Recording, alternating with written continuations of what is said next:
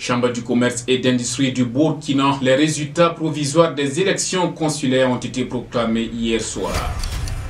Le PPR, Parti du peuple républicain, c'est le nouveau-né des partis politiques burkinabés. Ses animateurs étaient hier face à la presse.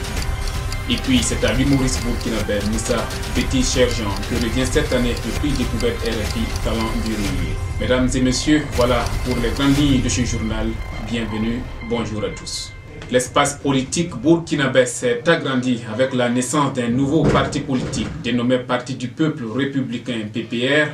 La formation politique qui a été officiellement reconnue le 26 octobre dernier s'est dévoilée au public par une conférence de presse animée hier, mercredi 16 novembre 2016. Un parti créé par François Tambi Kaboré, un démissionnaire de l'Union pour le progrès et le changement UPC, d'où il a occupé, entre autres postes, le secrétaire national en charge de la prospective et coordonnateur des commissions techniques, secrétaire en charge des affaires politiques au sein du bureau de la section Kadiogo de l'UPC, et directeur de cabinet de l'ancien chef de file de l'opposition Zéphirin Diabré. Selon le président du PPR, François Tambi Kaboré, la naissance de son parti est dictée par le constat amer de la trahison de l'esprit de l'insurrection populaire des 30 et 31 octobre 2014. Il s'exprime au micro de Wikita. Le parti du peuple républicain n'aurait pas été créé si le lendemain de la victoire du peuple, on n'avait pas constaté une certaine trahison de l'esprit de l'insurrection. Mais nous avons constaté que la division des acteurs insurrectionnels a eu pour conséquence de fragiliser la paix et la cohésion sociale au Burkina Faso. En tant que filles et fils de ce pays, nous avons été interpellés par nos consciences respectives pour œuvrer à la matérialisation en termes de programmes et d'actions concrètes les aspirations des insurgés et des Burkinabés en général, et empêcher les fossoyeurs de l'insurrection populaire de salir des pages glorieuses de l'histoire de notre pays que le peuple a écrit en payant le prix fort. A noter que le PPR s'est rallié à la majorité présidentielle pour soutenir le programme du président du Faso, Roch Marc Christian Kaboré. Le nouvel ambassadeur du Burkina Faso en France, Alain Francis Gustave Ilboudo, représentant personnel du président du Faso auprès de l'Organisation internationale de la francophonie OIF, a remis hier mercredi ses lettres d'accréditation à la secrétaire générale de l'OIF, Michael Jean. Le diplomate burkinabé a à cette occasion réitéré les remerciements du président du Faso, Roch Marc Christian Kaboré, pour l'accompagnement et les appuis multiformes de l'OIF au profit du Burkina Faso ces dernières années, tant en matière institutionnelle qu'en matière politique. Il a assuré la secrétaire générale du soutien du Burkina Faso pour toutes initiatives prises et à prendre pour donner à l'OIF tout son sens en tant qu'organisation politique et de coopération de l'espace francophone. En retour, Michael Jean a réaffirmé tout le modèle d'exemplarité que constitue le Burkina Faso dans une Afrique en transition. Elle a souligné que les jeunes et les femmes sont l'espoir du développement économique des États africains et manifesté la volonté de l'OIF de toujours accompagner le Burkina Faso dans ce sens. En attendant la proclamation des résultats définitifs des élections consulaires tenues le 13 novembre dernier, les résultats provisoires sont connus depuis hier après-midi. La commission chargée de l'organisation du scrutin présidée par Bernard Zougouri a livré les résultats provisoires hier, 16 novembre 2016.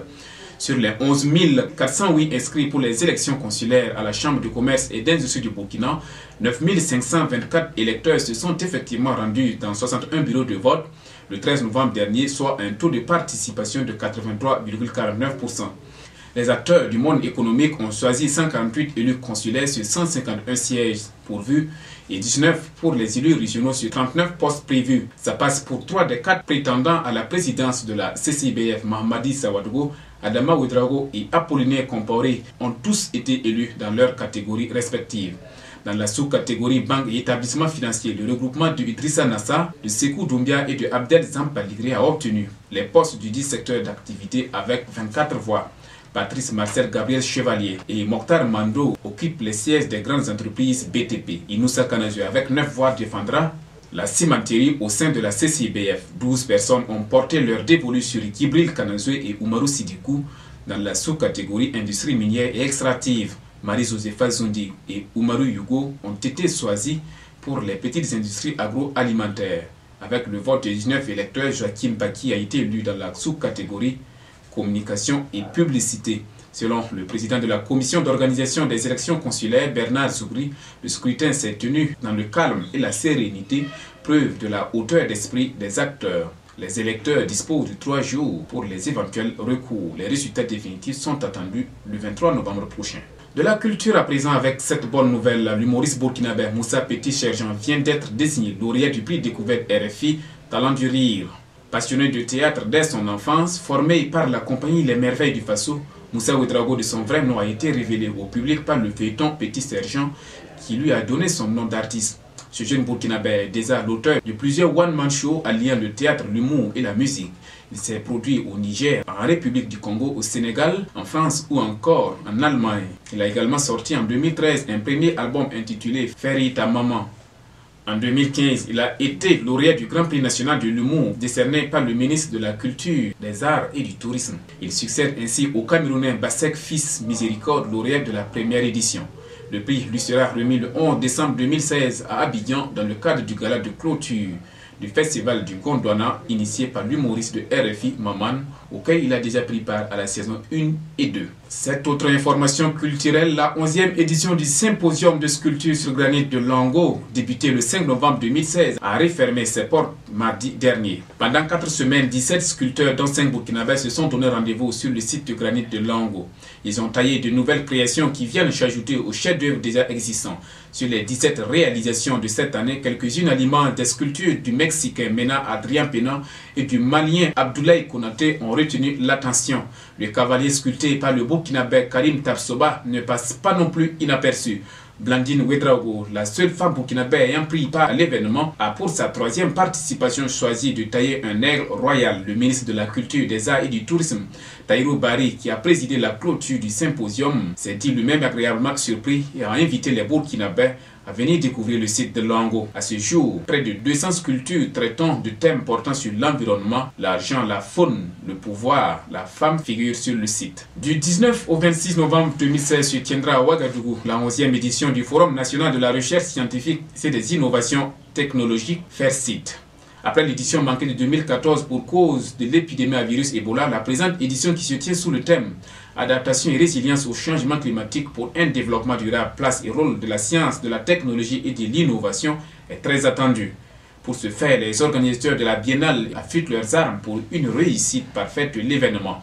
Ils l'ont annoncé hier mercredi au cours d'un point de presse à Ouagadougou. Le programme de cette 11e édition est fait de conférences, de tables rondes, d'ateliers scientifiques et des expositions.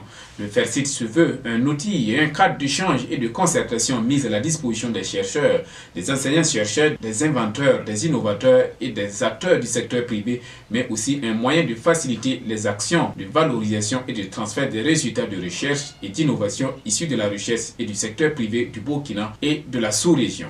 Subventionnée par l'État à 90 millions de francs CFA, la 11e édition du FAIRCIT connaîtra la participation de 8 pays invités, tels le Bénin, la Côte d'Ivoire, le Mali, le Niger, le Togo, le Sénégal, la France et le Canada. Voilà, c'est ici que s'arrête ce journal, mais l'actualité continue sur la radio B24. Merci à vous tous qui l'avez suivi et à très bientôt pour d'autres points de l'info.